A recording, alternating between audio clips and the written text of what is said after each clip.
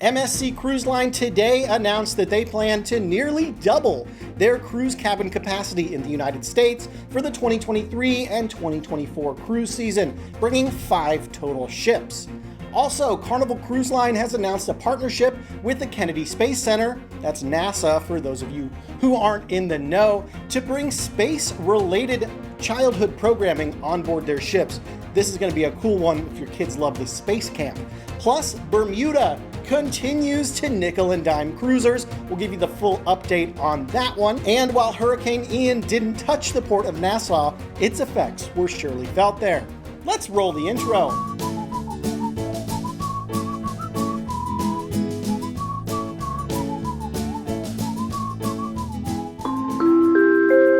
Hey, welcome to the Midships channel. I'm your Captain Corey. Thank you so much for stopping by the channel today. And a quick ahoy to everyone who's picked up the Ahoy pineapple shirt from my Amazon store. Yeah, you should check it out. It's my best seller so far. We got tons of cruise news to talk about today.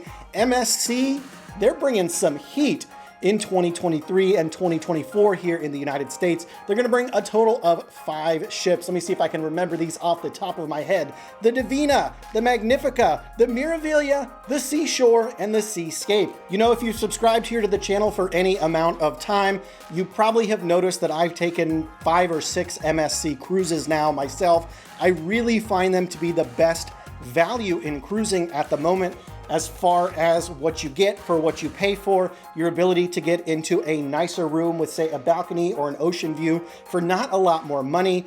Yeah, there's still some questions over food and things going on board the ships, but I can tell you in the last 3 or 4 months, they have made some huge changes to the menus across the board in their ships. And I would know because I've repeated almost every ship I've sailed on with MSC. So how does MSC plan to split up their 5-ship fleet here in the US? Well, it's pretty simple. They're gonna operate from 3 different home ports: Miami, Port Canaveral, and New York City, with Miami holding the bulk of their ships. It's gonna be home to their brand new ship, the Seascape, debuting December 11th of this year. Also, one of my favorite ships of all time, the MSC Divina, is gonna call Miami home, as well as a newer ship for the US market, which will be the MSC Magnifica, a ship that's already been in operations. Now heading a little bit more north to Port Canaveral, MSC Seashore, a ship that I've cruised on 3 times now, is gonna be calling Port Canaveral home. It's a beautiful Seaside Evo class ship. I would highly recommend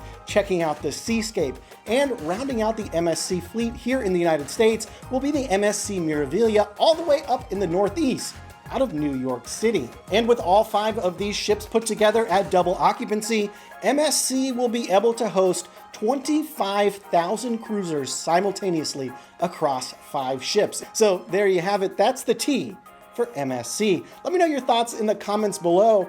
Would you ever consider trying a cruise with them, especially considering some of their really unique ports that MSC Cruise Line visits? Carnival Cruise Line has a new program that's going to debut on their brand new ship, the Celebration, later this year, before moving out to the Mardi Gras and the rest of the fleet. And that is a space-themed experience in the Camp Ocean area named Space Cruisers. And to offer this program, Carnival will be partnering with NASA and the Kennedy Space Center, and there's going to be a lot of cool activities on board. This is going to be for kids from age 2 to 11. There's going to be all kinds of things to do extra on board in Camp Ocean, from designing your own rocket ships to designing a colony for Mars, all kinds of things for the little ones to get a little bit more interested in the sciences. Our next cruise news story is going to be aggravating because it's going to be about you wasting $40 per person if you go to Bermuda. But you know, one way to not waste your money is to check out my Amazon cruising store. In there, you'll find things like the ever popular Ahoy pineapple shirt, Cruise Nerd shirt, and everything I take with me every time I cruise. There's a link down below and one up here. Check it out.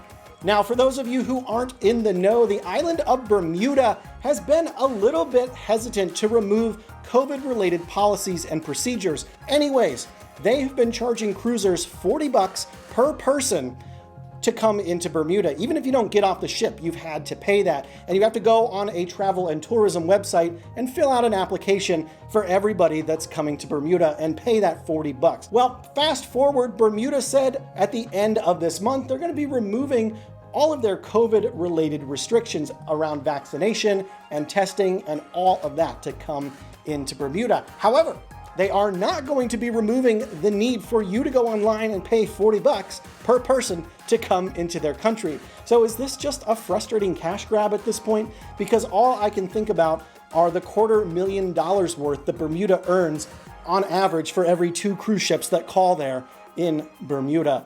Let me know your thoughts about this policy in the comments below. Are they just milking cruisers at this point?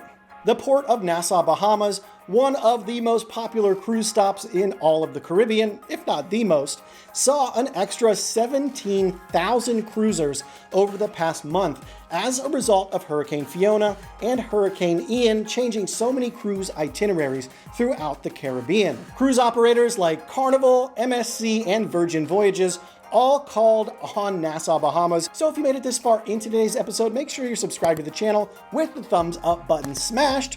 Just like that, smash that button. And until next time, we'll see ya on the Midships. It's been frustrating getting the sound figured out for this studio. I've got it like, I don't even know what this is called. I've got it all kinds of crazy trying to get nicer sound. I noticed yesterday it was really echoey. I'm going to try to do a better job, get some more sound treatment. I thought we had it nailed down, but I guess not. Anyways, thanks for stopping by today. Have a great one. See you tomorrow.